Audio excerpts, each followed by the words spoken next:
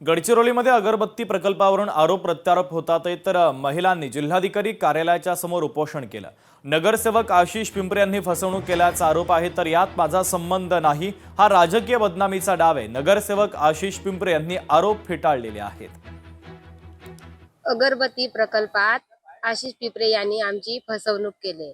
त्यांनी आम्हाला एकही काम दिले नाही आणि आता आम्हाला बँकेतून नोटीस येऊ लागले, कोर्टापर्यंत केस गेली, म्हणून आम्ही आता उपोषणाला बसलो। सर्वांची झाली पाहिजे चौकशी। अकाउंटवर पैसे नाही आले, मी कुठे कोणाच्या अकाउंटवर पैसे काढले नाही, ते पैसे त्यांच्या बायांच्या अकाउंटवर आले। त्यानंतर ज्या कंपनीकडून माल घेतला त्या कंपनीला गेले आणि व्यवस्थित त्या कंपनीकडून जी ठरला होता त्या कोटेशन प्रमाणे त्यांना मशीन पण मिळालेलं आहे, सगळी सुविधा मिळालेली आहे। परंतु हा प्रोजेक्ट आता एनपीए झाला, प्रोजेक्ट बंद झाला म्हणून आशिष पिंपरेने फ्रॉड केलेला आहे, आशिष पिंपरेने फसवला आहे, हे सगळं खोटा आरोप आहेत आणि हे माझी राजकीय बदनामी काही लोक राजकीय विरोधक त्यांना फुसलावून करून राहिलेले आहे। लोकशाही मराठी ऐका, पहा, जागरूक रहा।